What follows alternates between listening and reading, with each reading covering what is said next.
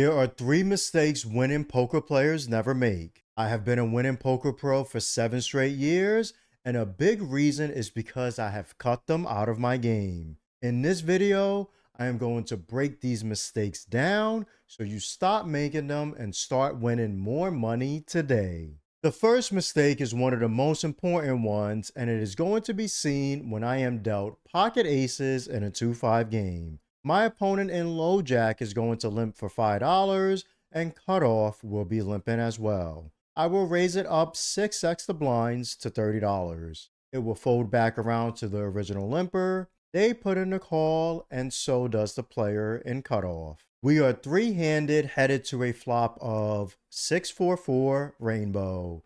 This is a very good flop for aces since it is a dry board.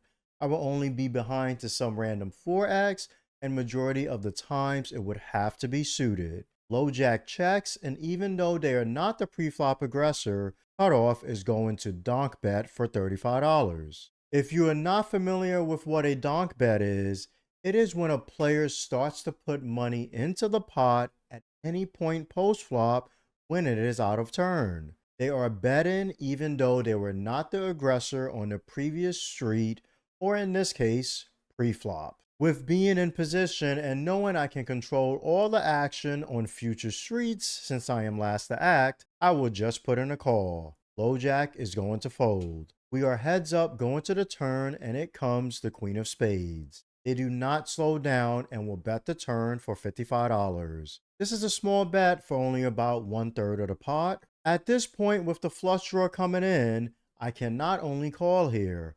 Also, to give extra context about this specific opponent, they have been playing any two cards for the past 2 hours. Whether they have a piece of the board, such as a 6, 7-5, 7-3, 8-7, a random queen, a random flush draw, they always just continue to put money in. It does not tend to be a pure bluff, so I know it is better to raise to have my opponent call with worse. I am comfortable playing for it all due to the randomness of my opponent. I will raise in position to 175. After a couple of seconds, they will go all in. In a lot of other scenarios, aces can be no good here, but against this specific opponent, I am more than happy to put in a call. We go to the river, and it comes the queen of hearts.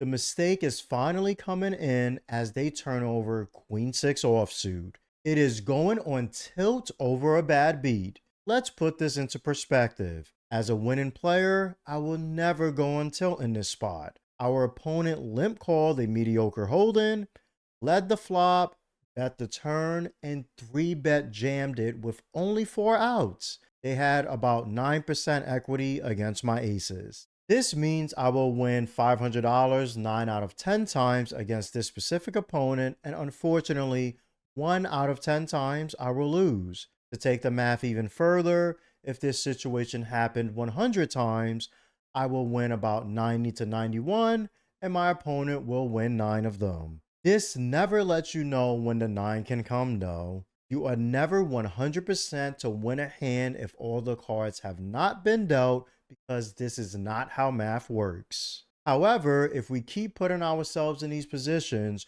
we will always come out a winner in the long run. Tilt does not exist in a winning poker player's world. Try your best to never be results oriented and see the brighter side of experiencing a bad beat in your great poker game. Another aspect to focus on is this is the exact player I want to play against. They may win this one hand, but I will be able to win it back slowly as the day goes on. I sometimes will win back my full buy-in very quickly depending on how the game goes. Knowing how to control tilt is one rule I live by, and you can see 100 more in my free guide, The Low Stakes Poker Blueprint, by scanning this QR code. I have used it to win at the poker tables for 7 straight years. You can also receive it by clicking the pinned comment in this video. The next mistake is super important, and you need to make sure you're not doing it. It will be shown when I am dealt pocket 5s on the button in this 2-5 game. Hijack is going to open 4x to $20. Pocket pairs are really good hands in position to set mine with, so I will put in a call and everyone else is going to fold. We go heads up to a flop of 5 queen deuce, 2 clubs. This is an extremely good flop, having the second best set. My opponent finds a continuation bet for about 50% of the pot, and this time I would just be putting in a call. You can sometimes raise sets in position, but with this one in particular, we would take the more passive route. We go to the turn and it comes the 9 of hearts. This brings in another flush draw. Villain will find a double barrel, but they bet less than they did on the flop, only putting on a wager of $35. This is only about 1/3 of the pot.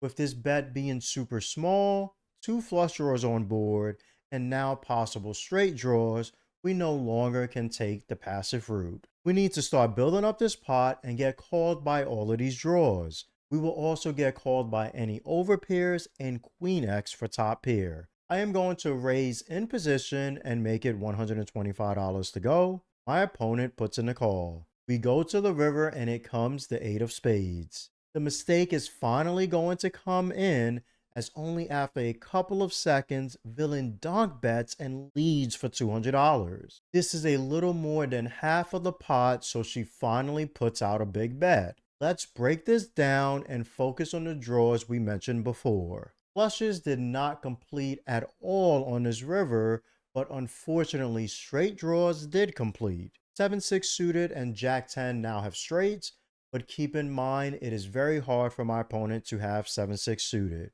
For him to have it, it can only be 7-6 of clubs or hearts with the call from the turn. There are more combinations of Jack 10 due to it being an open-ended straight draw on the turn, so I do have to respect this lead here. Raising on this river would not be the best option, and I cannot fold such a strong made hand here.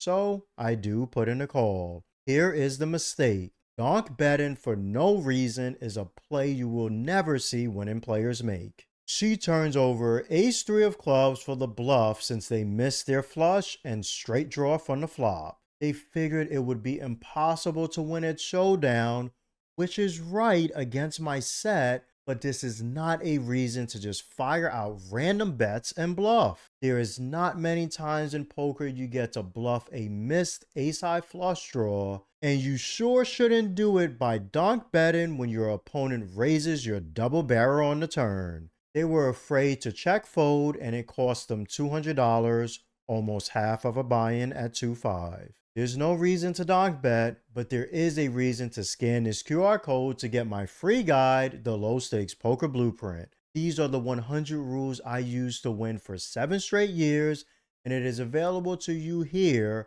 or by clicking the pinned comment in this video. Please don't make this next mistake shown when I am dealt ace-10 offsuit in under the gun +1 position, playing 5-10 with a $20 straddle on. I open 2.5x to $50, and opponents in hijack and cutoff are both going to call. Everybody else folds. We are three-handed going to a flop of 10-9 deuce rainbow. I have top pair, top kicker, and should be ahead here majority of the time. The board is also extremely dry. As the pre-flop aggressor, I will go for the continuation bet and put $80 in the middle. My opponent in hijack puts in the call, and cutoff is going to be laying it down. We are heads up going to the turn, and it comes the 3 of clubs. Ace-10 is still an extremely strong hand here so far. The turn does bring in the backdoor flush draw, but besides this aspect, it is a blank card. There are still many worse hands to get called by, such as worse 10x, 9x, queen jack, and 8-7 for straight draws, and also some combo draws that now have a flush draw. I will increase my sizing on the turn, placing out a wager of $220. After a couple of seconds, they put in the call.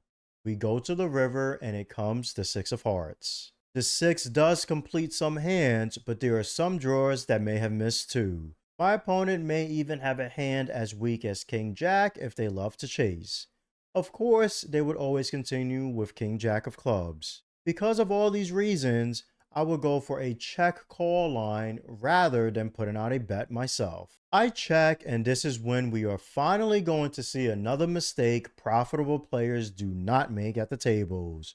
We never overplay top pair. My opponent places a bet of 330 in the middle, which is less than half of the pot. Let's think about ranges and focus mainly on top pairs both players have. In this exact line, I will have at best ace 10 and at worst queen 10. I would never bet jack 10 on the turn for such a big size because I am fully aware my opponent can have stronger 10x and I may not always see bet the flop either. My opponent, on the other hand, will have a lot more 10x than me, but once they bet against my double barrel, they should have a good enough kicker to compete against my range. They also should understand I still have pocket jacks through aces here. If my opponent is aware of this, the worst 10x they should bet is exactly ace 10. Even king 10 is a bit thin here in this configuration and based on the action post flop. I call and they do prove they are overplaying top here as they show queen 10 of clubs,